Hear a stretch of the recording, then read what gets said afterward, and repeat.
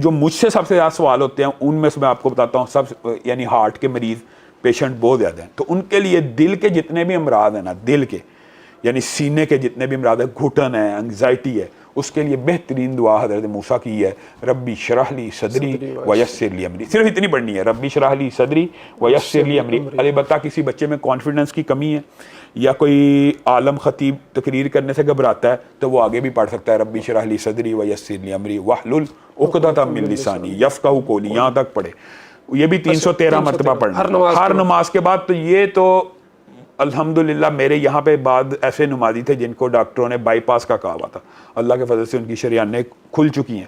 اور جہاں تک معدے کی بیماریوں کا تعلق ہے نا مار بھائی، اس کے لیے ایک نہایت مجرب وظیفہ ہے. یعنی یہ سینے کی بیماریوں کا ربی شرح لی، اور اس سے نیچے پیٹ کی جتنی بھی بیماریاں، معدے کی، جگر کی وغیرہ، ان کے لیے ربی ادخلنی مدخل صدق واخرجنی مخرج صدق. یہ اتنی مجرب دعا ہے کہ اللہ تعالیٰ، یہ دیکھیں نا حسب حال ہے کئی بیماریاں، ربی ادخلنی مدخل، اللہ تعالیٰ اس میں اچھی چیز ہی جائے اور ادھر سے اچھی چیز ہی نکلے.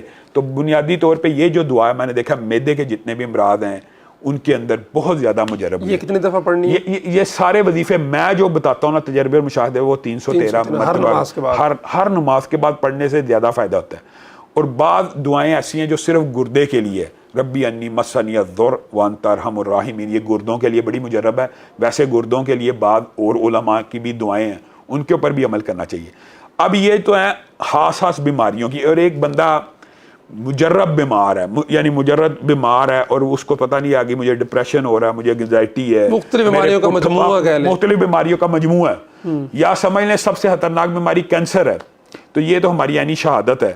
ہمارے ایک دوست ہیں پروفیسر عبید الرحمن محسن، یہ ان کا دوست تھا، اس کو کینسر ہو گیا. تو ڈاکٹروں نے کہا کہ بس اب آخری سٹیج ہے، اب آپ نے آگے مزید علاج وغیرہ نہیں کرانا. تو اس کی شادی تھی، اس نے کہا میں نے تو شادی کرنی ہے، آپ کہنے علاج نہیں کرانا.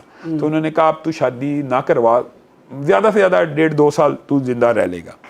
ڈاکٹر عبید الرحمن محسن صاحب نے اس کو یہ وظیفہ بتایا کہ 41 دن تو نے سورۃ فاتحہ 313 مرتبہ پڑھنی ہے. انہوں نے فجر کے بعد بتایا، لیکن میں یہ بتاتا ہوں ہر نماز کے بعد پڑھیں.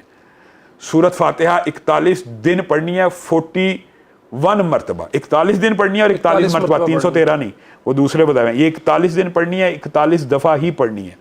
تو اس بندے نے 41ویں دن جا کے ٹیسٹ کرایا، اس کا بلڈ کینسر ختم ہو چکا تھا. اب اس کے 3 بچے ہیں، یعنی یہ ایک سکہ شہادت ہے، گواہی ہے ماشاءاللہ. تو اس کے اس طرح کی جو بیماریاں ہیں ان کے لیے سورۃ فاتحہ، آپ کو پتا ہے وہ کتنی احادیث ہیں سورۃ فاتحہ کے، زہر کا، سانپ کا، بچھو کا، مختلف روایات کے الفاظ ہیں.